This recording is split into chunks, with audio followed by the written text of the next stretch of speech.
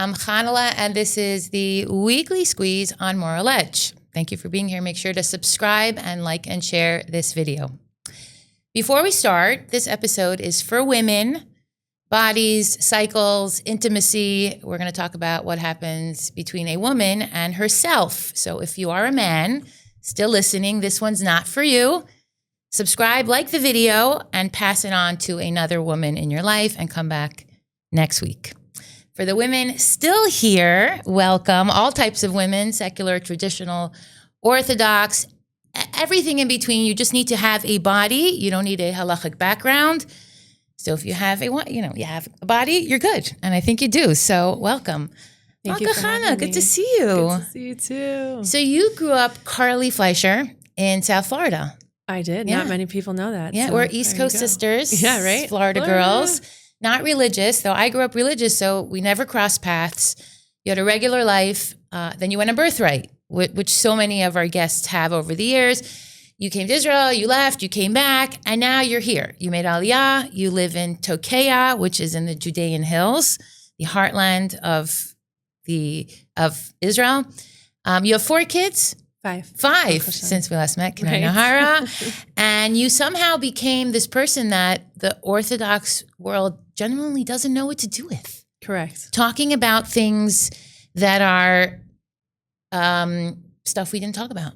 And I will tell you, these are things that we did not talk about. This is my first time in my life having a conversation on this subject, and I'm excited to and ready to. Okay? Amazing. Not a moment too soon.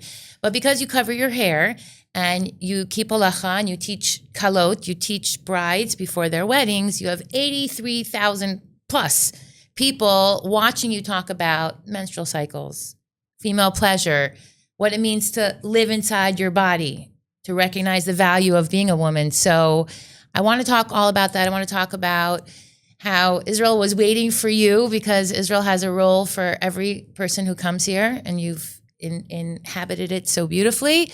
And I want to talk about your choices, the land, your traditions, the work that you do. So let's start from there. Welcome. Sounds good. So what brought you to Israel? Give us a little recap of that journey from Florida girl to hardcore Israeli mitnachelet, like they say. Yeah, it was definitely a journey. Like I feel growing up, I always was, I grew up in a very spiritual home, very, I guess, kind of holistic, into health and body awareness, like a very body positive and personal growth oriented home. But I went to the largest public school in America for high school at the time. Really? It's in Florida? It was in Florida. Yeah. Really? We had Okay. 5,600 kids in our school. We had 7.5. Right, I know. Right. My graduating class was 1,100 kids. It was the largest public high school in America at the time. And when you're around so many people and you have it's like a microcosm of what's going on in the world. You have all different cultures, all different religions, all different types of people. There's a lot of pressure to fit in or to try to fit in. So to honor who you are, but to still want to be a part of this ginormous crowd. And it's impossible to fit into everybody's box. Let alone stand out. Yeah, totally. So I remember in high school, when someone would find out I was Jewish, they'd be like, "You're Jewish? I didn't know you were Jewish." And I'd be like, "Well, I'm not that Jewish," right? Why? Because you're kind of playing down different parts of your personality to try to be a part of the klal. Little do you realize when you grow up in a secular world that the klal that you are being drawn to be a part of is your klal, is Am Yisrael.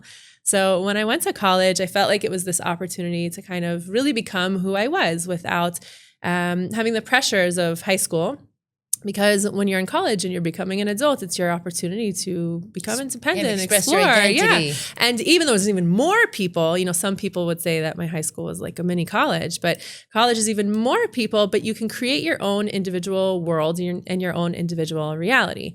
So in my freshman year, I heard about Hillel on campus, and really because I heard of a free trip to Israel. And I thought, wow, amazing. I could travel. I'm Jewish. That fits. I could do this.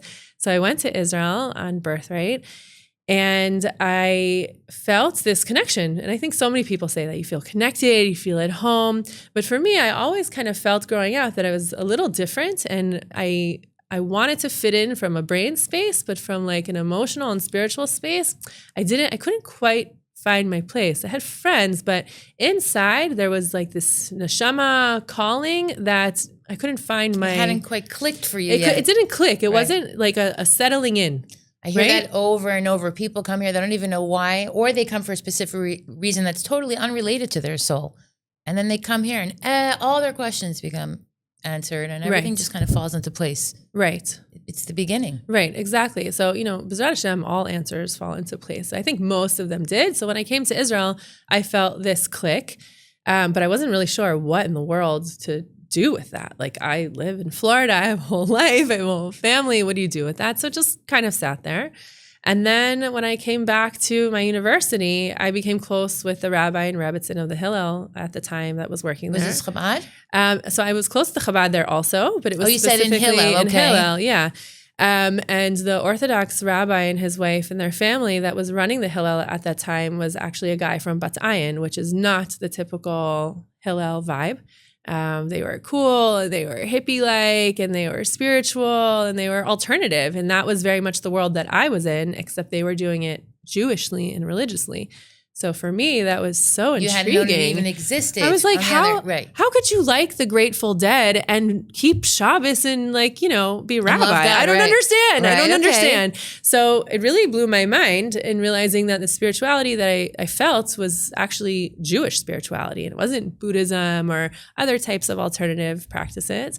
And so I really became their bat bayit, and I would babysit their kids, and I just wanted to learn as much as possible. So my Jewish journey was constantly learning and baby steps of keeping Shabbos and baby steps of kashrut and 1 step forward and 2 steps back, because it was terrifying. If I walk this path, what does that mean for the reality as I know it? What does that mean for my family? So I know you as a friend over the years. We've spent time together. I know your personality is such a big part of who you are.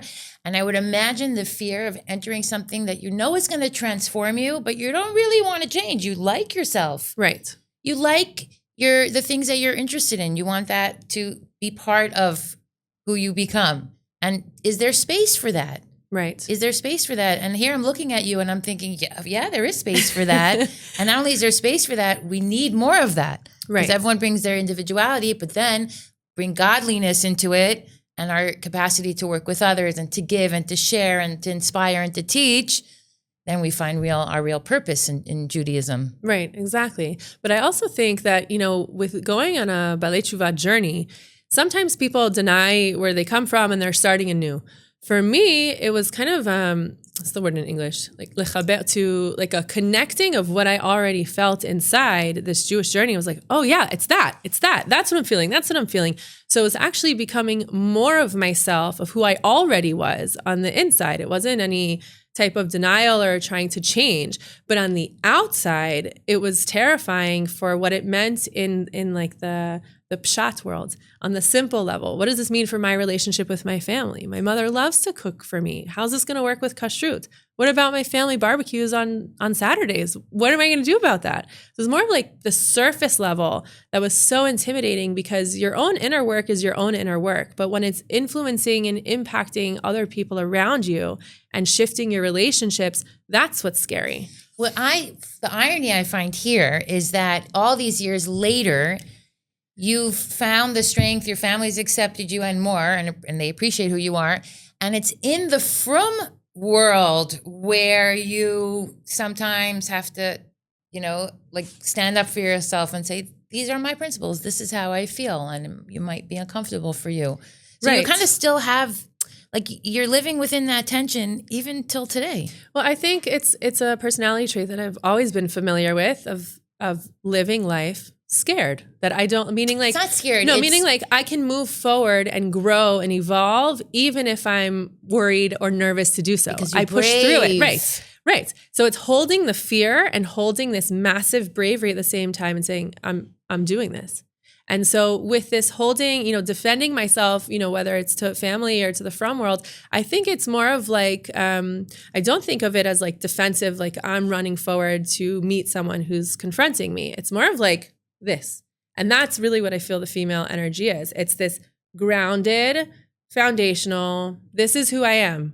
This is all of me. And I love all of me. And you can decide if you want to accept me or not, but that's not going to shift anything about who I am. Right. And who you are, you share on Instagram, and that's how I got to know you. And I have to say, as someone who grew up in a religious home where we only listen to Jewish music, you have to cover your elbows, modesty, and women should be not seen or heard. Not to that extent, but there was an element of we weren't encouraged to listen to rock and roll and dance barefoot on the counter while our mother was pregnant and baking and singing with us. There wasn't this looseness because there was a sense, I don't want to say it, I don't know if this is the right word, I want to say shame in being a woman and knowing the responsibility and what it carried. And those were things we didn't talk about. So for me to watch you completely comfortable with your kids, boys, girls, the whole situation, and in your role as a woman in a land that doesn't necessarily make it easy. Right. To be a woman. No one's delivering things to your door. You really have to like embrace the responsibility of making your household here. Okay. A woman is her home.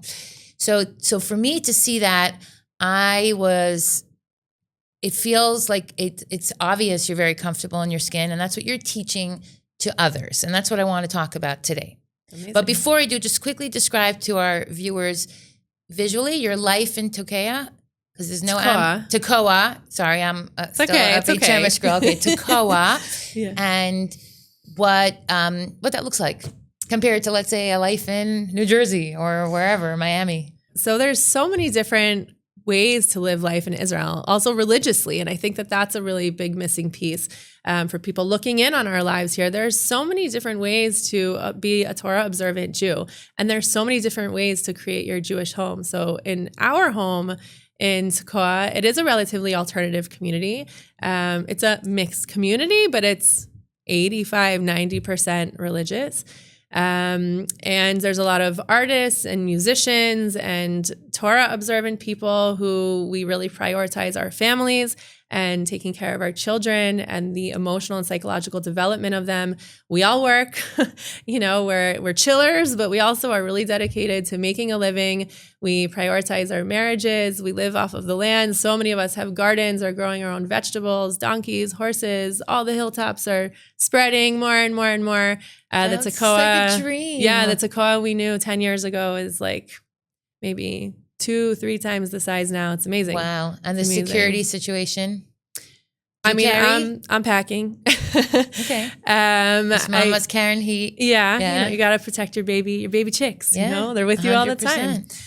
I also think that that's an important thing as a woman. If the husband is the one that's, responsible for protecting the family, who's the one with the kids most of the time? I'm the one walking around with my kids. I need to be able to protect us. Yeah. And part of being in your feminine energy is protecting yourself emotionally, spiritually, and physically as well. Absolutely. Take care of your body. So let's get into that. This show is going to talk to all types. Women who go to the mikvah, women who've never been inside a mikvah, divorcees, married, I'm divorced myself, a woman who has zero relationship to Taharat HaMishpacha. What is the entry point for a Jewish woman watching, a Jewish girl watching, when it comes to what you're teaching? In terms of mikvah specifically, or body awareness? Body awareness and the connection that we have with God when it comes to knowing our bodies and how the role they play in how we feel and how we affect our families and then communities. Right. So I think one of the challenges that religious communities hold, and not just Jewishly, across many religions and even people that are not observant, is this fear and shame of understanding and connecting with and listening to our bodies. And as a result of that, we experience a lot of dissociation. You have women that are just kind of ignoring everything from here down because if I think about it, I'm doing something wrong. Or what if I act on the feelings that I'm feeling? And I think one of our biggest journeys as women is learning that Hashem, God, gave us this body with all of its parts to work in a certain way, and particular parts that are very, very high in pleasure and pleasurable, more than even in a man's body. We were given that. And getting to know the vessel that we were brought to this planet, this earth for, to do good things and to grow and mature and to spread our light and to have an open heart with others, this is our kli, this is our vessel. And if we don't feel at home in our kli, if we don't feel that we're having this homecoming, how can we let our light shine? How can we have this solid foundation within when we don't even know what's holding our energy? Well, so there's sure. an avoda. How? Women have been doing it for thousands of years, just That's going true. through the motions. Right, exactly. I was given a book called The Beauty of Becoming You, I think it was. It was I know a little... that one. Okay, I read that them all. was it. And now I'm discovering, that the uterus, it's not one, or the whole mechanism, there's not even one organ. It's a bunch of organs working together. And I'm like, wow, now that we actually know, there's so many things I don't know about my body. And I have to tell you, I'm in my 40s and everybody's talking about the P word and it's perimenopause. Yeah. And I know nothing. And here I am at ChatGPT, middle of the night. What should I ask my doctor for because I'm waking up sweating or whatever? And I'm realizing no one educated me about how my body works because it works. As long as it's working, you got your period, amazing. You're going to have kids now and life is good. Right. That's the whole depth of the conversation. Right. So the first thing is you should get my book On the Horizon, which is about perimenopause. Okay. We're going to put a link in the show notes. First is that. I did not know you wrote a book on that topic. I wrote many books, I went but to that my, one. you don't understand. I just discovered the word recently. It's such a new thing. Well, for me. it's also a hype word right now. Like I feel like on social media, like it is opening, but it's not just like the technicality. And this is, again, it's the surface level of living and the deeper level of living. There's the like, what are the symptoms? What's going on? What do I need to do? What do I need to change? What do I need to supplement? Real, but also what's going on underneath. A woman enters her female power when she goes through menarche, which is her first menstrual cycle. And then during her menstruating years, she's practicing that power, whether she realizes it or not. And then as her cycle is phasing out, as she's going through menopause, perimenopause, she's owning that power. It becomes her. She's owning that wisdom. There's a huge emotional and psychological shift that a woman is going through in those years. It's not just the surface, but that's what we cling on to because that's how society works. It's talking on a very surface level. But it doesn't really matter how the woman feels. It matters what she produces. Or the other way around. It's how she feels. She doesn't like her night sweats. Let's do this. But what's going on in the personal growth of that person underneath? She is shedding a skin. She's shedding a skin and she needs to evolve. She's being invited to evolve into something else. And there is no transformation in the world that is just like turn a page, it's over. It's a whole recalibration and everything has to get out of whack. Like think about our teenagers. When they're in middle school to high school and they're going through puberty, they're going nuts. They become new people. One day they're happy, one day they're crying. They're recalibrating. Right. It's like taking like a sieve with sand. It's like mama's shaking everything so that something else comes out underneath. And that's what we're going through as we enter those years too. While men go through puberty, I'm not going to take that away from them. Consistently, their hormones, testosterone, all the things that make them specifically male are way more consistent than in a woman because a woman's body is designed to carry babies. It's designed to handle a whole variety of things, keeping life and nurturing that, men's bodies are designed to cut down trees or whatever it might be to provide. Right. So I don't, that's something else that wasn't emphasized enough and that you're bringing attention to because we don't talk about the fact that, yes, it's hard to be a woman. I want to be able to teach women that if you connect your body in a spiritual way, you can embrace the suffering because you know what it's for, what the purpose is. Right. That's what I want to talk about. Exactly. So in general, men and women are different. And I think that's such a core value that is lost a lot today is honoring that we're different mechanically, emotionally, psychologically, on all of the levels. But men, in a very simple way, they move linearly. Okay, they have the ability to show up potentially the same way every single day. Maybe the same energy levels. Maybe they're able to lift the same amount of weights every day in the gym. They're linear. As women, we move cyclically. We cannot show up the same way every day. We move on a lunar calendar, just like our Jewish calendar. And there are certain energies that we feel stronger. Other times we feel slower. Other times we feel more social and more inspiring. We are constantly changing. But what's happening is that we have never been taught to listen. Okay, so not only was there silence from the outside, we also were also mirrored silence from the inside. The first step that we need to do as women is to listen to what our bodies are telling us. Our bodies are speaking. What type of periods we have, or they're super heavy or super painful or super light or we're missing them. Our bodies are constantly talking to us. Learning to listen to them and flow with what flows through us is step one in learning to live a cyclical life that's in sync and creating this foundation. It's not just spiritual. It's what's there. And we can decide to listen to it or not. So maybe listening to our body is considered spiritual because most of us, the world is telling us to live from here, but it's not. It's inward. Well, your name is Chana and my name is Chana. Right. And Chana has the Rashi Tevot, I forget the acronym, Chet Nun Hey, which could stand for Kallah, Nida, and Hadlakat Hanerot. Exactly. Kallah being sustenance, Nida being keeping the laws of family purity, mikvah, and keeping the 2 weeks apart, and lighting Shabbos candles. And Shabbat is the space that a woman's essence really fills her home, and you feel her in the space, you know? So for you, everything that you do is interconnected, right? And I would imagine you find so much more meaning in this because you understand how it all comes together. Right. When you respect your body and you treat yourself well, and understand what you're going through, you have more patience for yourself when you're 8 months pregnant and you have varicose veins and there's chaos. You can take time for yourself. My body needs this or my body needs that. And if we don't, then everybody suffers. That's really the message. Absolutely. That's why it becomes so important. It's not a selfish thing. Not at all. But we've been taught that what we, not only producing babies, but like what we produce in our work or how, think about how so many of us were in school, right? You had a book report, the guys would just like throw in like 3 pieces of paper to the teacher. We had binders that were highlighted. And like what you produce is showing your worth. And so we have this so many of us are growing out of this perfectionist lifestyle that we've been trained that how we present ourselves to the world shows how worthy we are. So it's again, looking outward rather than inward. When we learn that actually our main avoda is to serve Hashem, to honor our bodies in the kli that Hashem gave us, we learn to have more empathy. And why is this work so crucial as women? Because when we do this work of developing ourselves and creating a safe space within our own body, not only are we healing the younger us that probably needed this and our parents really did the best that we can, we're healing her and we're paying it forward. We are raising different daughters. We are raising different boys. I want to go on that. You're saying we're raising different daughters. We're living in a generation where our kids are exposed to everything. They have it on their phones. No matter how many times I hear it, I don't want to believe it, but people say, your kids know much more than you ever know. How could they possibly know more than I do? But they do. Right. It's just the fact of the matter. Right. Now, are they desensitized? Yes, unfortunately. That's just the way it is. And there's certain things we're not going to be able to unexpose them to.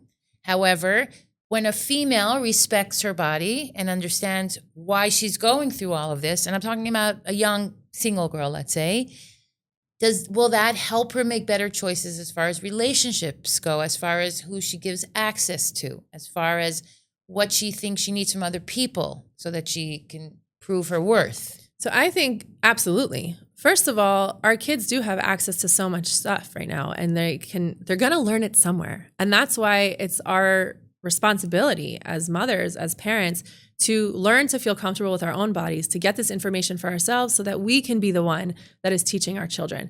What I want for myself and my relationship with my children, I want to be their Google. I want to be their ChatGPT. If they hear something in school, whatever it is, whether related to sexuality or a curse word or whatever, I want them to come home and say, Ima, what does this mean? And they know that I'm going to tell them the truth. Right. They're not going to Google it. They're going to come to me. And that building that connection from a young age is crucial. So one, having your I think of it as like a lighthouse that we're here and our children are these boats like out on the ocean of life. And they're going to go and they're going to go on their journeys, but they always know that I will be here to guide them however they need me, that the connection is there. So as they go into these teenage years, it's absolutely crucial that they have a mentor. Well, I hope it's a parent, but if not, as long as they have someone that can be their safe space, that they can kind of be guided by from this light is absolutely crucial. And I think Dafka in the religious world, there's so much fear that if a woman, starts to think about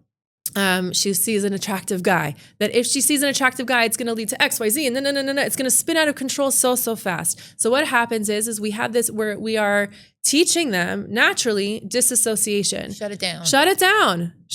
And then I am doing serious work with kalot and with married women that are like, what? I stood under a chuppah and now all of a sudden I'm supposed to want this person? Like, I've been shutting this down for years. How do I even tap into this? There's so many tikkunim that Baruch Hashem, have been blessed to be in that position for. Okay, so let's do a tikkun right now. For those, like we were mentioning the single girl before, what should they know about their bodies going into relationships? Or what should mothers be teaching their daughters? I have 3 daughters. What should I have said to them when they said, Mom, I don't want to say should. Okay, You what know, can you do the I best you still? could. What can I Right. still communicate? They're my girls. Like they're still coming to me, obviously. Right. So what can I communicate? So on two levels. One, the concepts of consent and understanding bodies starts really early. When your little kid and their diaper is like, ouchie, boo-boo, and they have a diaper rash, okay? And you need to put cream on them. If it's a 2-year-old or 3-year-old, like they're old enough to understand their bodies. They touch themselves all the time, not sexually because they're exploring themselves. So when a little kid says like, ouchie, boo-boo, rash, and then you the way that you speak to them is you say, do you want mama to look? And then they say yes. You're asking them. You're not just taking off their pants. Not because you need consent as a mother, but No, you're teaching them that they have ownership that over a their grown-up never body. pulls your pants down. Never. That they have a right to say yes or no. You're teaching them it's what's the word that I'm looking for? It's like bodily autonomy. It's their ability to know that this is their body. It's their safe space. So the difference of saying, come, let me look, then do you want mommy to look? Yeah. Do you want mama to look? They say yes or no. control who has access. And what happens if they say no? You say, do you want me to give you a mirror so you can look? Because if you have a rash, you might need some cream. Okay. And they say, can mama come and can I look? Okay, so here's the mirror. Okay, you have cream. Okay, you need cream? Do you want mama to put the cream on or do you want to put the cream on?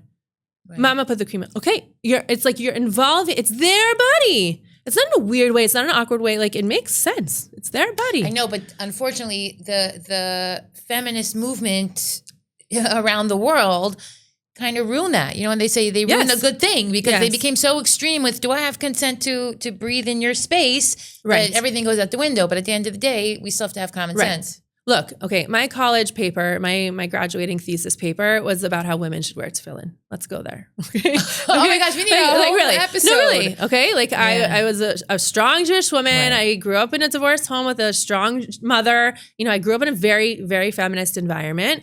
And at that time in my life, I viewed that equality or empowered women means being equal to men.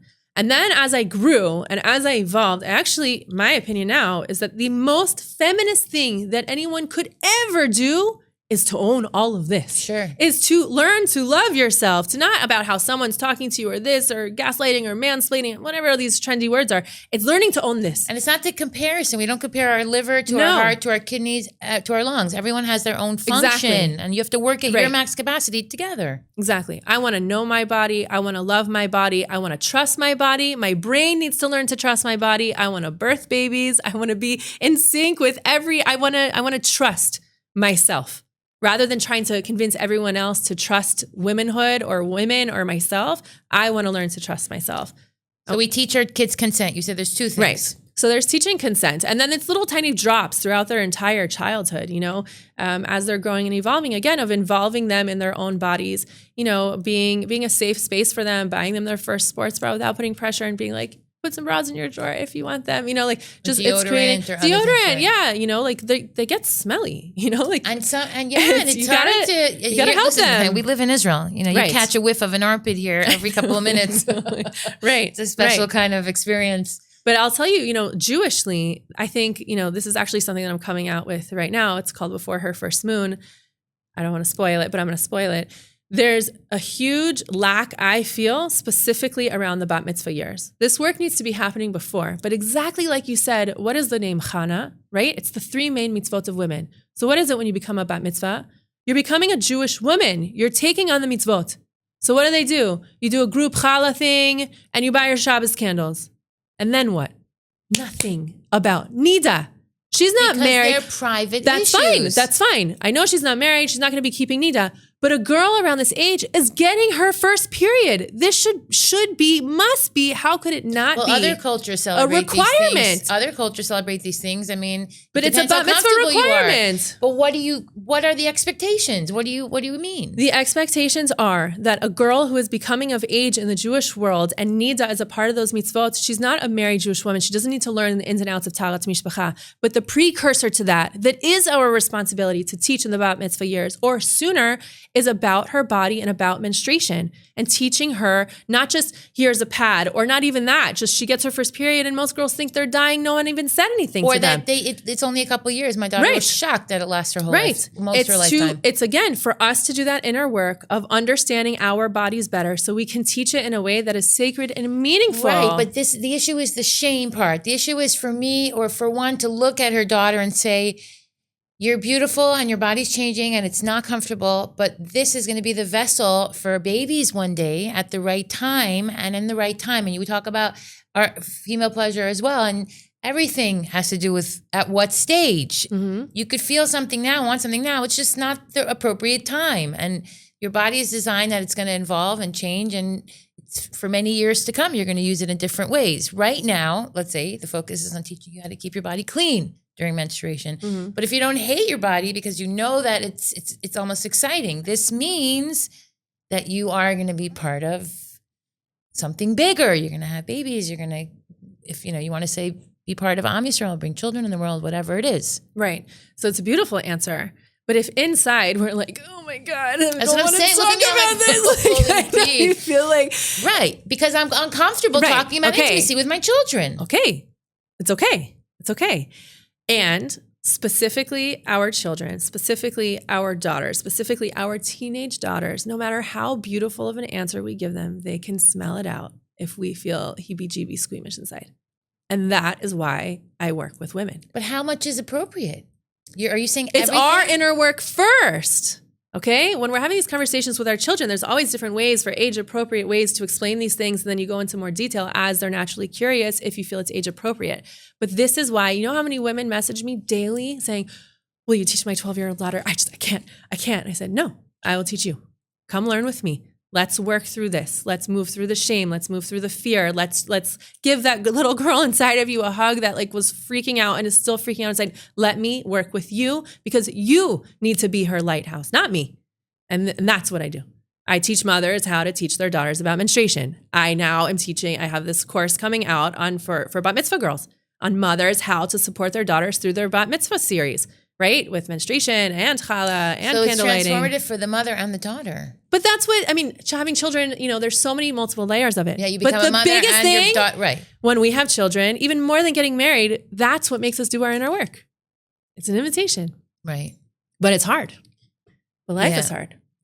Life is hard. Whether you do, the question is if you want it to be hard while you do the work or if you want it to be hard while you sit it out and don't say a word and then your kid comes to you later that things are falling apart in their relationships and you say, oh, I probably should have mentioned that, or I probably should have taught her that because now she's an adult and now she's faced with the real things and she doesn't know what her mother thinks. Right. But living in Israel specifically, it gives us the kelim to know that we can do hard things. I don't think anyone lives here because it's easy. I love that. And I want to expand on that because your brand is Balabusta. Okay. Now that resonates with me. Maybe this big mitpachad is not from my mother's look, but you tried it on. I did try it on and it looked great, but clearly I didn't stick with it.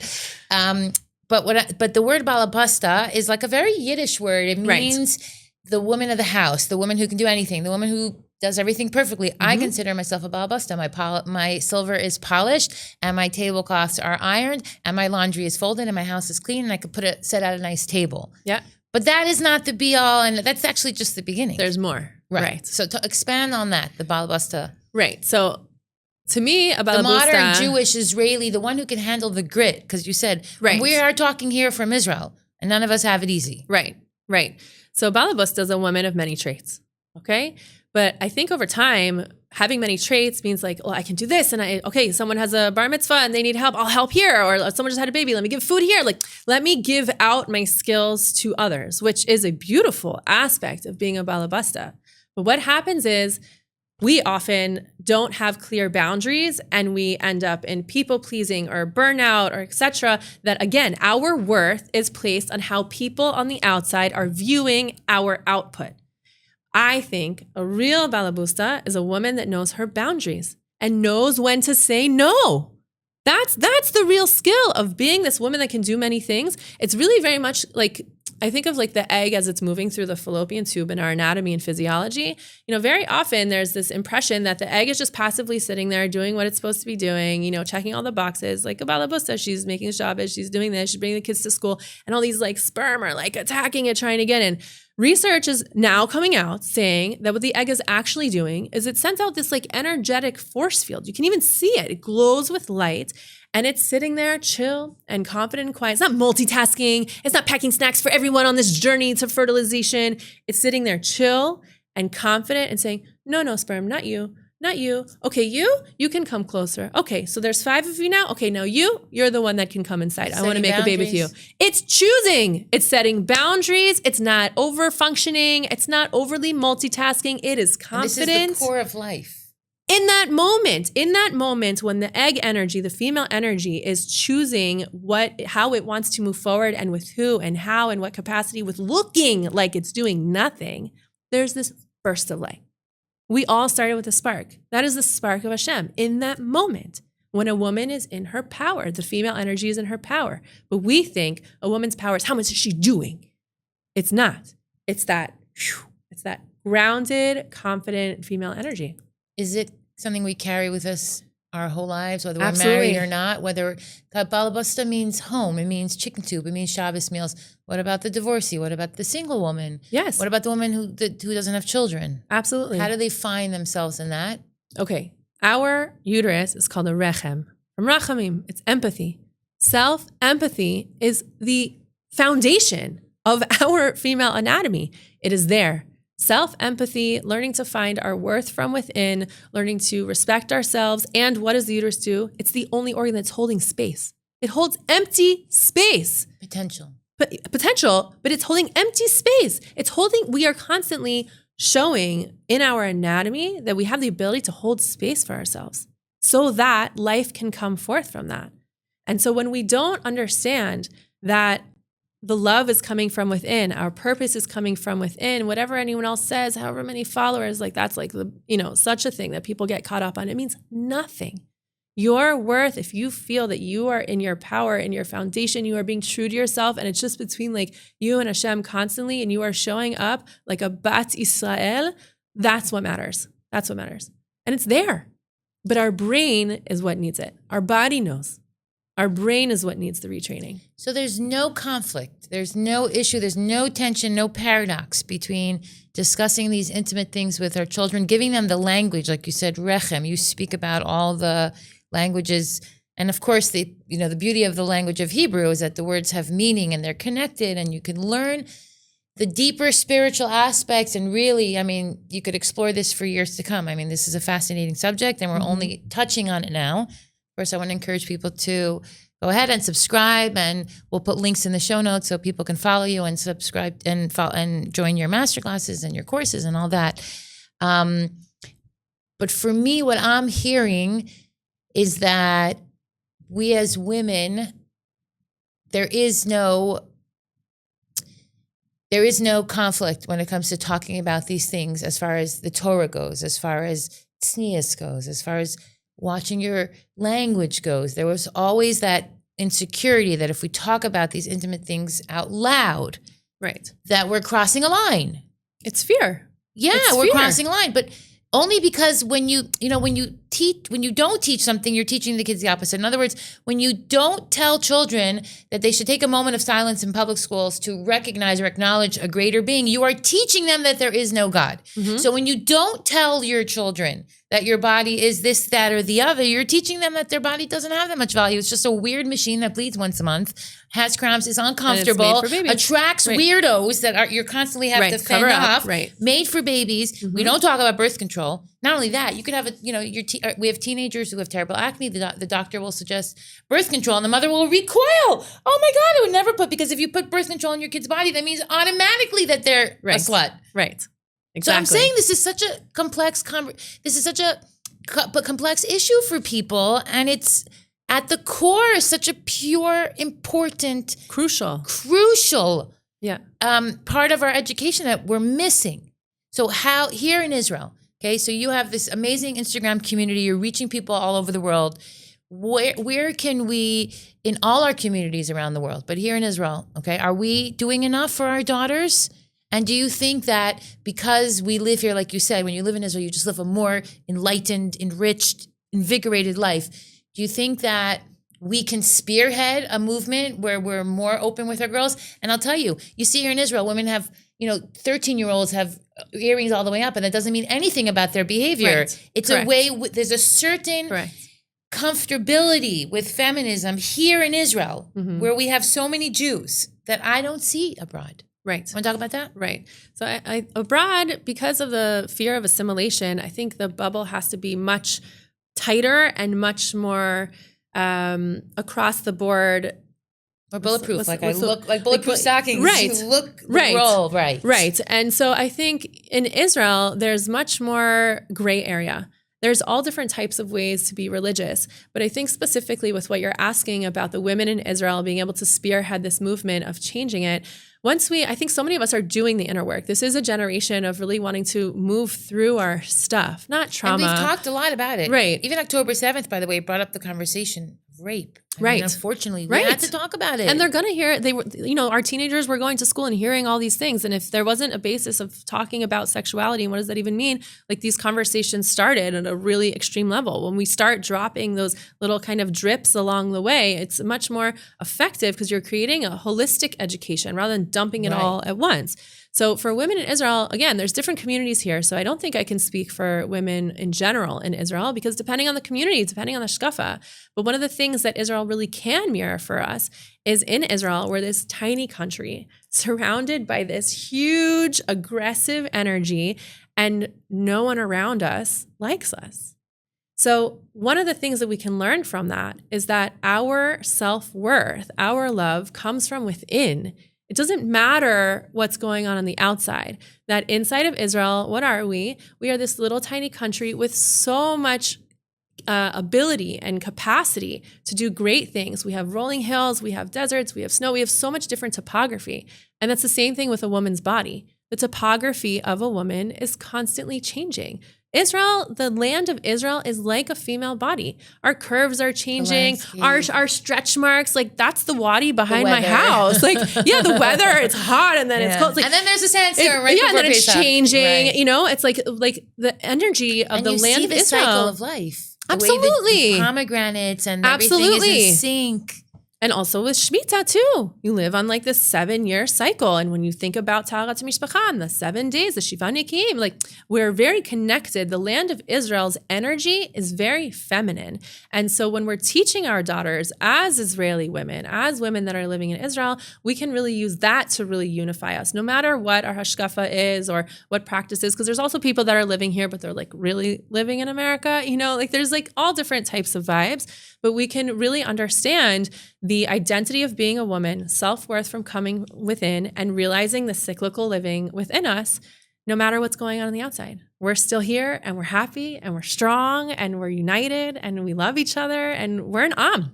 And what we need as women is to become an Am with ourselves, that we want to do anything to keep the kesher of Am Yisrael, of this Am Yisrael, head, body, mind, all connected as one. Amazing. I love that. I am so ready for this conversation. And I am so glad that I had the courage to have it because this is something I consider myself a progressive modern woman, but can I say that I'm really being open with myself if I have girls and these conversations are uncomfortable for me? There's something we need to address. And that's why I wanted to talk about it today. Let's do a quick speed round just because you have so much to offer. I wanted just to see how quick, like if we could quickly throw in a few more nuggets of your knowledge. So what's something you would say to a woman who has been treating her body poorly her whole life? Like something she just has to manage. So if she would want to change that, the first thing is to realize that desire, that she has a desire to change that. And when she feels that she has that awareness of how much she's shaming her body, she's going to feel more shame and more anger.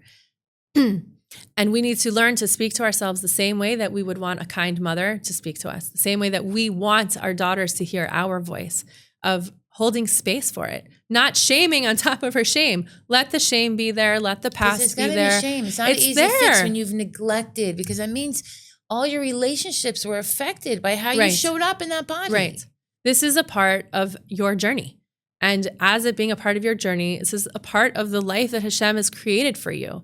And when we hit a threshold that we want to grow from, we feel the shame and the fear and like the pain and the yearning so much stronger. And that's when we know from there, we can start building a foundation. It's not tikkunim of erasing what was. Tikkunim, what I view it as, is really honoring what was, honoring that relationship, honoring the yearning, and building from there, and letting the shame voice constantly be there and be like, I know it was really hard. It was really hard. It's not too late. It's not too late. It's having, again, it's that rachmanut, it's that rechem energy, holding space for those feelings and letting them be there. Trying to wash them away or disassociate from them, it just makes them louder. And it's not limited to your age. It's something you could do your whole life, forever. We are doing it forever. We're never forever, right. We've never like made it. I'm still working on these things with myself. My body's constantly changing. Right. Constantly. And we'll continue to, right. Yeah. What's one thing you wish Kallah teachers would change in their curriculum? Oh gosh. Like, only one. Oh my gosh. What is the main issue? Maybe it's a technique. Maybe it's the whole system. The system is good. I think it's important to have premarital classes, but the content needs some work. Kallah classes is not just about halacha. One, when we're teaching halacha, we need to teach it on an intensive level so women are able to answer their own shailas, so that women can understand their own standing so they don't always have to refer out. They're constantly referring their power out. Their privacy. Right, their privacy. It's uncomfortable. And then they're putting themselves in nida all the time because they don't want to ask the shailas, so they're just going to assume. So one, we need to be teaching halacha better, okay? Two, we need to be teaching sexuality to every single Kallah that walks in the door, whether she has sexual experience or not. We never make assumptions. No question is an inappropriate question, off the table. Everything is judgment-free and confidential, and that's the energy that a Kallah teacher needs to bring. So you never gauge how much experience someone has Never. Or how limited they are. Never. Everyone gets, because at the end of the day, all relationships need the same tools. Or marriage needs a set of tools. Correct. So we're going to give every Kallah the same set of tools. Absolutely. Because a Kallah, a woman, not even a Kallah, a woman is constantly evolving. Every time she dunks in the mikveh, she is a different woman at that mikveh. She's always growing. She needs these tools to know how to use them and input them in different times of her life. The other thing that I think is really important is I think Kallah teachers really need to be practicing what they're preaching. Okay, do we have to disclose our entire sex lives to our Kallot? Not at all. It's private. But if a Kallah teacher herself is not feeling empowered by halacha and having like a really great sex life with her husband and totally understanding of the world of pleasure, again, our Kallahs can smell that out. Why would they look for advice from someone that they know has potentially a very stale marriage? We need to be practicing the same thing that we're preaching and honor that we are also always evolving. We are there as real women who are going through real things with our Kallot in front of us, and being able to hold all of them, again, just like a mother and a daughter, means that we have to be able to hold all of ourselves. Beautiful. There's so much more about you. I wanted to ask you about the book, your children's book that you wrote with your kids. You want to give us a little preview and tell us where we can find it and when it's coming out? Yeah. So I have a children's book. It's called My Mommy's Moontime. I was sleeping and I woke up in the middle of the night and an entire children's book came down in the middle of the night, and I woke up and I typed out the entire thing. And my husband woke up for Nates. He's like, "What are you doing?" And I'm like, a children's book came down. I had to write it down. So I've been there. I'm a musician. Yeah, it happens. It just happens in your sleep, when your nervous system is chill, and it's amazing. It's amazing when that happens. The real matanot from Hashem. So I read it to my daughters. And what is My Mommy's Moontime? It is a children's book catered to younger girls, because a lot of us get these books like when we're 12 or 13. And we need to be introducing them and normalizing the concepts of menstruation earlier. So the age range, ideally, I think, but really it's for everyone, is ages like 4 to 8, both girls and boys, but mostly girls, of normalizing. It's the perspective of a little girl watching her mother as she's going through menstruation, meaning how her energy is changing. When her mother has like lots of energy and is like, running around on the playground with them, and when her mother is like, schleppy and right. I wouldn't say schleppy, because that has like a little shame in okay. it. But I would say I was schleppy yesterday at my son's birthday party, and I had an excuse. And it could just be like slower. slower. When she's feeling Right. a little slower and leaning into that slowness, and she's going to decide to invite the daughter to like sit on the couch with her and read a book with a cup of tea instead of saying, let's have a picnic at the playground, right? So she's watching how her mother's energy is changing throughout her cycle. And the way that I teach it is in terms of the season. She has her winters, her menstrual time, and then, spring and summer and fall. And it's enchanted and it's magical and the pictures are gorgeous. And that was what my kids helped with. They were like, too boring, needs to be more magical, needs more stars, needs more flowers, because little Sounds girls. on brand. Yeah, when you think about a little girl, watching a Disney movie or going to Disney World, they want to be that princess. So I wrote this book so the mother, as she's flowing with her natural energy and leaning into herself, is this like enchanted princess that the daughter is yearning for when she gets to be like her mother, when her own moon time will come too. I love that. It's amazing. You came from Florida. You chose Israel, the Judean hills.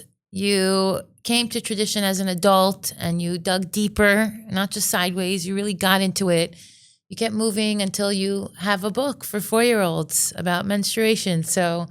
But it's not an accident. You're someone who had a goal, and it's beautiful to see you arrive. Obviously, we're never at our destination, but 83,000 followers, and you're on the moral edge, so that's really a great thing. Find Malka Chana at bohemianbalabusta.com or on Instagram, Bohemian Balabusta. Thank you so much for being here. Make sure to subscribe to Moral Edge and visit our website, moraledge.com. We will see you next time.